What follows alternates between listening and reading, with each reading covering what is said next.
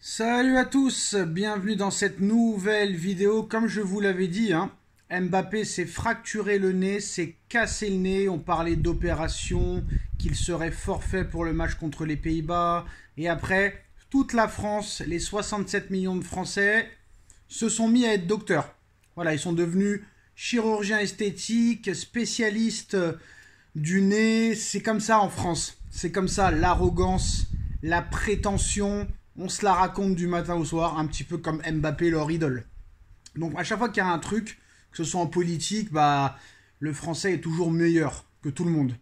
Que ce soit en cuisine, le français est toujours meilleur que tout le monde. Et que ce soit en médecine, alors là, le français est à son apogée de son talent ou de son incompétence, quoi qu'il en soit. Voilà. Bon, moi, maintenant, comme vous le savez, il n'y a plus beaucoup de gens qui me suivent, mais à l'arrivée, quand je vous dis que Mbappé sera sûrement forfait pour tout l'Euro, ça se précise, et c'est l'information qui vient de tomber.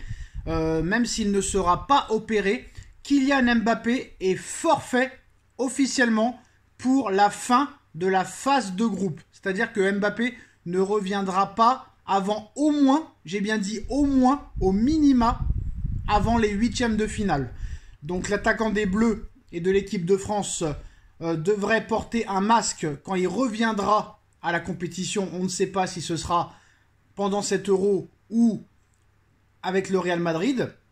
Mais voilà, Kylian Mbappé, certes, ne sera pas opéré du nez, mais c'est officiel, Mbappé est forfait pour au moins les 2 prochains matchs de l'équipe de France. Face aux Pays-Bas, vendredi, forfait officiel. Face à la Pologne, mardi prochain, forfait officiel. Mbappé ne sera plus avec l'équipe de France au moins jusqu'au 8e de finale de l'Euro. Après, on ne sait pas si l'équipe de France va se qualifier en 8e, même s'il y a de très grandes chances, après cette victoire calamiteuse contre l'Autriche, que la France finisse au moins 2e, voire meilleur 3e pour accéder au 8e de finale. Maintenant, comme vous le savez, l'Euro, depuis 2016, est passé de 16 nations à 24 nations. Comme vous l'avez vu avec la Côte d'Ivoire, la Côte d'Ivoire était aux portes de l'élimination, et à l'arrivée, la Côte d'Ivoire a gagné. Donc maintenant, voilà, tu peux finir 3e, tu peux même ne pas gagner un match en poule, même de la compétition, et gagner l'Euro. Donc voilà. Donc on a vu qu'il était forfait pour le match des Pays-Bas, forfait contre la Pologne. Donc c'est peut-être la fin de l'Euro. Donc les examens passés par le capitaine des Bleus, soi-disant, étaient rassurants au début, n'étaient plus rassurants, sont redevenus rassurants, et maintenant ne sont plus du tout rassurants. Donc voilà, comme vous le savez, ils sont tous médecins, ils sont meilleurs que les médecins. Les médias sont meilleurs que les médecins. Les Français qui sont derrière leur télé sont meilleurs que les médecins, et ils insultent les gens, ils insultent tout le monde. Mais personne n'est meilleur qu'un médecin. Franchement, c'est le médecin qui a le dernier mot. Donc voilà. Maintenant, est-ce que Bradley Barcola va venir remplacer Kylian Mbappé? On l'espère, très clairement. En tout cas, Didier Deschamps a fait une drôle de tête en conférence de presse quand on lui a posé la question sur l'état de santé de Kylian Mbappé. Et il a fait la moue, même s'il n'a pas de lèvres. Mais voilà, c'est officiel. Donc le président de la Fédération française de football, Philippe Diallo, a confirmé que Kylian Mbappé ne subira pas d'opération. Et il a confirmé aussi que Mbappé, très clairement, sera forfait pour les 2 prochains matchs. Bon, je vous connais par cœur maintenant. Voilà, je vous connais par cœur. Sacha, t'es un mytho, Sacha, t'es un menteur, Sacha, t'es un hater, Sacha, t'as la haine parce que Mbappé a quitté ton Paris Saint-Germain pour aller au Real Madrid sans indemnité de transfert. Les gars, voilà, c'est annoncé, je vous le mets ici. Voilà. Donc si vous ne me croyez pas, sûrement que la presse vous convaincra. Voilà, c'est officiel, je peux vous laisser l'information. J'espère que vous la voyez. Focus, focus, focus. Voilà, Mbappé va rater la fin des phases de poule de l'Euro.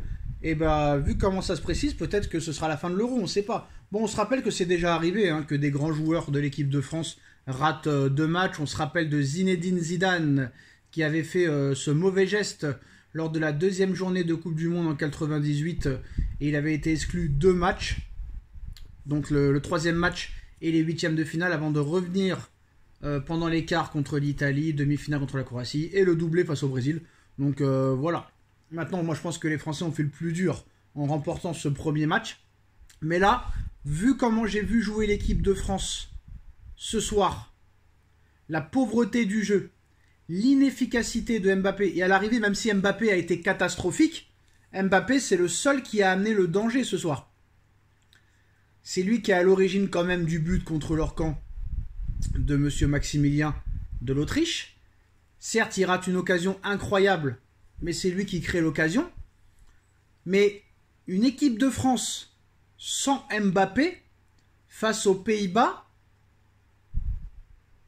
ça risque d'être très très très compliqué. Alors est-ce que monsieur Deschamps va être fidèle à ses principes de jeu, c'est-à-dire jouer à 11 derrière pour assurer le match nul, et si la France fait match nul contre les Pays-Bas, bah la France aura 4 points et la qualification sera actée et bouclée à 99,99%.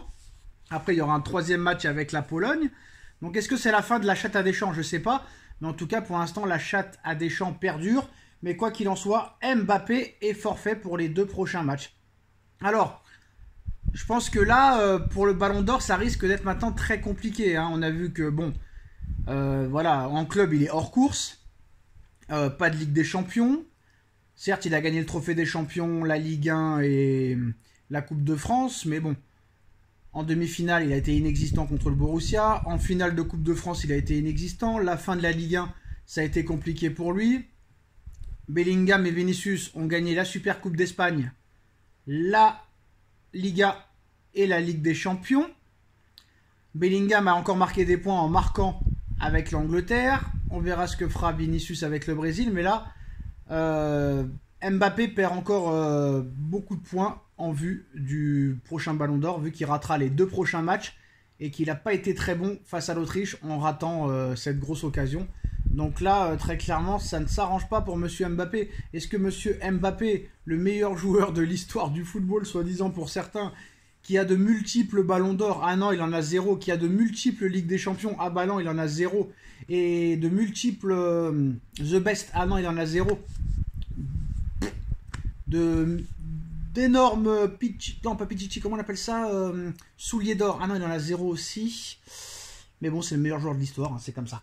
Bref, voilà, c'est officiel les gars. Donc Mbappé ratera le match vendredi soir contre les Pays-Bas de Xavi Simons et ratera aussi le 3e match de l'Euro face à la Pologne. Comment vous sentez ce match contre les Pays-Bas dans maintenant un peu plus de 3 jours sans Kylian Mbappé? Est-ce que l'équipe de France peut couler? Est-ce que l'équipe de France peut littéralement couler face aux Pays-Bas, sachant que Mbappé n'est pas là? Dites-moi en commentaire ce que vous en pensez. C'est officiel, Mbappé ratera minimum les 2 prochains matchs de l'équipe de France après s'être fracturé et cassé le nez. Dites-moi en commentaire ce que vous en pensez. On like, on partage, on commente, on s'abonne. On se retrouve très vite pour une nouvelle vidéo. Tchuss.